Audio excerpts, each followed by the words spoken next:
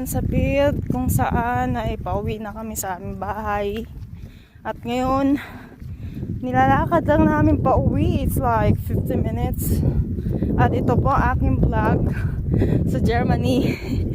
Napakasaya dito at napaka-peaceful ng hapon. Nakaka-cinematic. At ito ang start ng vlog ko.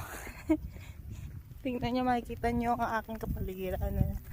Ay napapaligiran ng mga green grass at mga puno. Ito. Hindi katulad sa Pilipinas na pag maglakad ka ng sobrang layo ay sobrang init ng humidity. At dito ay napaka lamig kahit na maglakad ka pa ng 2 oras, 3 oras o 5 oras. Hindi ka mapapagod. I'm sure gusto nyo rin mapunta dito sa aking kinatatayuan ngayon.